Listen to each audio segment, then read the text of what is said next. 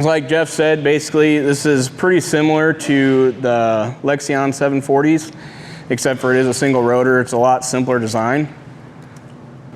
So here are some of the specs. This is a Class 7 machine. It's got a 400 horse Cummins engine, 9 liter.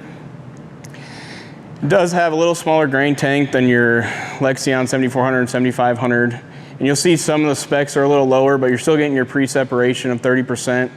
And your separation and threshing area is a little smaller, obviously, because we went to a single rotor. And then it is limited to 19 mile an hour with that single motor drive. Basically, a lot of these specs are the way they are because we're trying to hit that price point that a lot of you guys are looking for if you're not farming a lot of acres. And it can still handle up to a 1230 chop and a 40-foot draper. So again, here it shows, as you can see, it's got the 24-inch diameter threshing cylinder and the 18-inch diameter rear impeller. That's similar to the Lexion 740. But with the single rotor, it did increase in size to a 22-inch rotor, but it's still the same length. So you're still getting plenty of separation compared to a lot of the competition. Cleaning system, exactly the same, except you're going down to a 6,000 bushel an hour clean grain elevator. We tried to size all the components for this machine for the machine.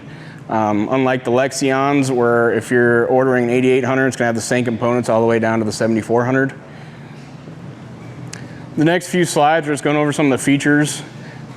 We still have the HP feeder house and dust suction fan. The threshing speed range did change with the TRION. It's not going to be done through the monitor, but it is really simple. It's just a valve located on the tailings elevator, and it's just a quarter turn with your combine wrench. Very easy. You still have your chaff spreaders that you can swing out of the way. The cooling system is a little different. We do not have the dynamic cooling. This will be kind of similar to some of the other brands you'll see where it's mounted on the side of the machine. Again, to get that price point, and we didn't need that extra cooling because this is a smaller engine. And for all those of you that ran it last year, I don't think anyone had any issues with overheating or anything like that, and it keeps very clean. It's got an active suction fan that keeps all the dust out. Does a really good job. Just some more features. So I have your grain tank steps, cutter bar, component storage. That's located in the toolbox. There are 4 grease banks for your in-harvest intervals. We do not offer a auto luber for this machine, but this still makes it very easy. You don't have to climb around the combine trying to find each grease zerk. They're just located in banks just like that picture. And then there's two hydraulic tensioners? There's 2 hydraulic tensioners on this machine. It's different from the Lexions. Maintenance free, makes it really nice. You don't have to keep an eye on those. Yeah, those hydraulic tensioners are located on the feeder house drive, so going down the left-hand side, and the threshing.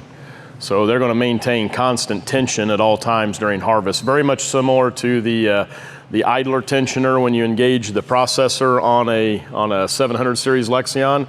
So when you engage the processor here, those are going to tighten up, keep that belt tight. So there's no risk of slippage, if you will, or excess slippage if the belt might be a little too loose when you're pushing large headers in tough conditions. So more reliable power down to those features.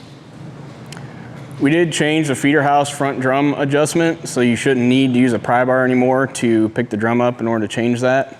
That's pretty nice. Basically, just put a socket on there and you can rotate it and it'll move the drum up or down. Chopper speed adjustment clutch, that's the same as your Lexion 7 or 8000. You can push it in or out for high and low, and then it's got a middle for neutral. Still have your grain tank cross augers, and then something new too is the adjustable chaff spreader deflectors. Now the block on the inside of the feeder house on this one's 6-sided. Instead of 4-sided rectangle, it's 6-sided, so it's indexed, so you can just ratchet it up or down with that little wobble end bolt that you saw there. And then one thing to mention too, we didn't have a slide on, but you can get this available fully automatic with CMOS Auto, Cruise Pilot.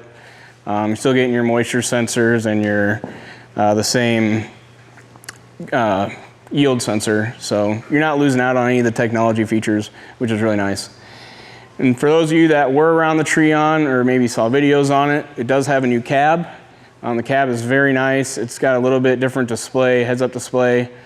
The mirrors are different, and the mirrors are awesome. They're really big. Seats are slightly different. It's a very nice cab. Here kind of shows the mirrors a little better. And we did move the unload auger display over to that side, so you're not constantly looking back over at your CBIS when you're unloading.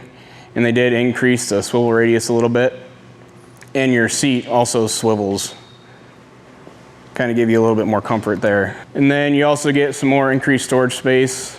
You can see it's got different cubbies there, cup holders everywhere. You can adjust your CBIS monitor pretty much anywhere to make it comfortable for you. And then lastly, we have our foot pegs. I think that's been a big hit for everybody. Again, just a nice creature comfort for those of you that are a little taller.